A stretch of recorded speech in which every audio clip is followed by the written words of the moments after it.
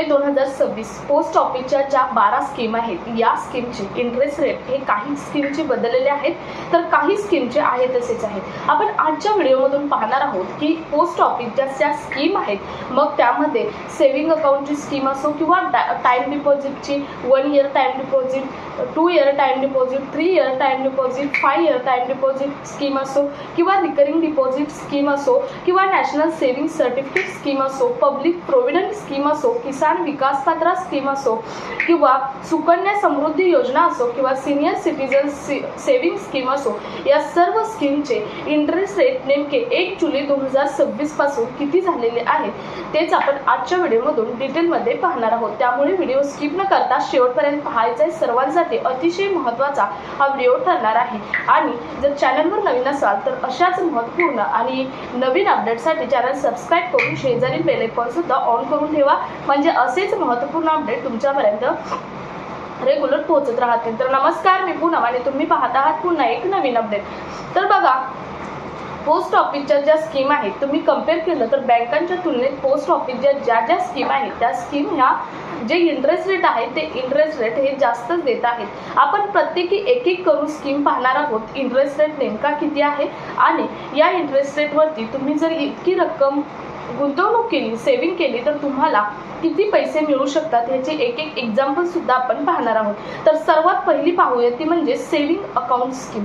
आता सेव्हिंग अकाउंटची जी स्कीम आहे या स्कीममध्ये इंटरेस्ट रेट आहे तो म्हणजे 4%। म्हणजे आता तुम्ही कंपेअर केलं बँकांमध्ये जर तुम्ही सेव्हिंग केली, एखादी अमाऊंट सेव्हिंग केली तर तुम्हाला 2.5 ते 3% वरती कोणीही इंटरेस्ट रेट देत नाही, परंतु सेव्हिंग अकाउंटमध्ये तुम्ही जर सेव्हिंग केले पैसे पोस्ट ऑफिसमध्ये तर तुम्हाला 4% हा तुम्हाला इंटरेस्ट रेट मिळणार आहे। फॉर एक्झाम्पल, तुम्ही वर्षाचे 1 लाख रुपये जमा केले सेव्हिंग अकाउंटवरती तर तुम्हाला त्यावरती 4,000 रुपये मिळणार आहे। 1 लाखाचं कॅल्क्युलेशन एवढं आहे 4% नुसार। आता तुम्ही जेवढे गुंतवाल त्यानुसार कॅल्क्युलेशन ठरणार आहे। मी पहिल्यांदाच तुम्हाला सांगितलं, प्रत्येकाचं एक एक्झाम्पल ही मी तुम्हाला देणार आहे।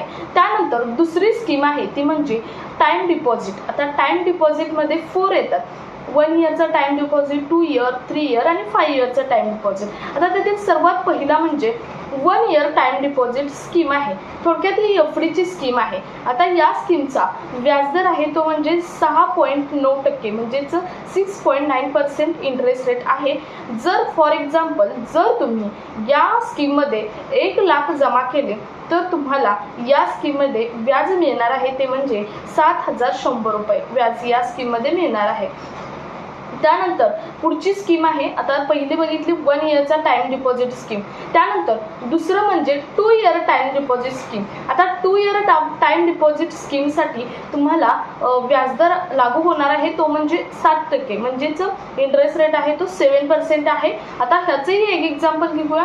समजा तुम्ही 1 लाख रुपये जमा केले तर तुम्हाला यामध्ये महत्त्वाचं हे आहे की तुम्ही आता म्हणाल 2 वर्षासाठी टाइम डिपॉझिट स्कीम आहे 2 इयर्ससाठी, तर 2 वर्षानंतर व्याज मिळणार का?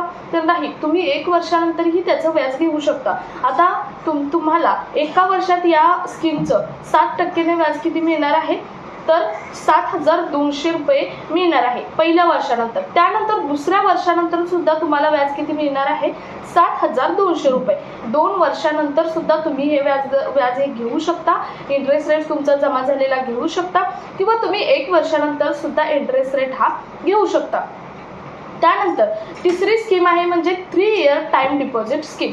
आता या 3 इयर टाइम डिपॉझिट स्कीमचा इंटरेस्ट रेट आहे तो म्हणजे 7.1%, म्हणजे 7.10%। थोडक्यात जर फॉर एक्झाम्पल समजा या स्कीममध्ये सुद्धा तुम्ही 1 लाख रुपये गुंतवले तर तुम्हाला इंटरेस्ट रेट मिळणार आहे वार्षिक तो म्हणजे 7,300 रुपये। आता या स्कीममध्ये सुद्धा तुम्ही वार्षिक इंटरेस्ट रेट घेऊ शकता, ते तुमच्या मनावरती आहे, तुम्ही घेऊ शकता किंवा तसंच ठेवू शकता आणि 3 वर्षानंतर पुन्हा तो इंटरेस्ट रेट टोटल घेऊ शकता, हे तुमच्या मनावरती असणार आहे। त्यानंतर पुढचं म्हणजे पुढची स्कीम आहे ती म्हणजे 5 इयर टाइम डिपॉझिट स्कीम। आता ही 5 वर्षासाठीची स्कीम असते, यामध्ये इंटरेस्ट रेट आहे तो म्हणजे 7.5% म्हणजेच 7.5%। आता यामध्ये सुद्धा जर तुम्ही 1 लाख रुपयाची गुंतवणूक केली तर तुम्हाला व्याज मिळणार आहे, म्हणजे इंटरेस्ट रेट मिळणार आहे वार्षिक 7,700 रुपयांचा. आणि हा सुद्धा इंटरेस्ट रेट तुम्ही वर्षाला काढू शकता, नसेल तर 5 वर्षानंतर टोटल तुम्ही काढू शकता.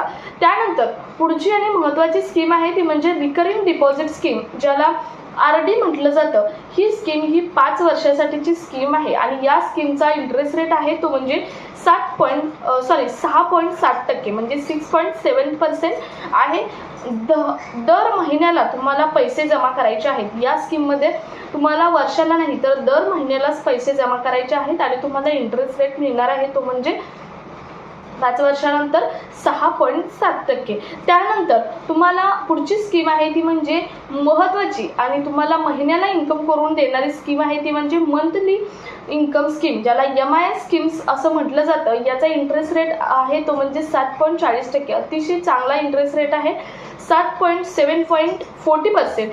आता जर तुम्ही या स्कीममध्ये 1 लाख रुपये जमा केले तर तुम्हाला वर्षाला 7,400 रुपये मिळणार आहेत. आता तुमच्या मनावरती आहे, तुम्ही वर्षाला घेऊ शकता किंवा महिन्याला सुद्धा तुम्ही इंटरेस्ट रेट जो जमा होणार आहे तो घेऊ शकता. आता वर्षाला 7,400 रुपये मिळणार आहे तर तुम्हाला महिन्याला जर तुम्ही 1 लाख जमा केले तर महिन्याला तुम्हाला 617 रुपये मिळणार आहेत 1 लाख जमा केले. तसेच तुम्ही 2 लाख केले तरी तुम्ही त्यानुसार कॅल्क्युलेशन करून ठरवू शकता.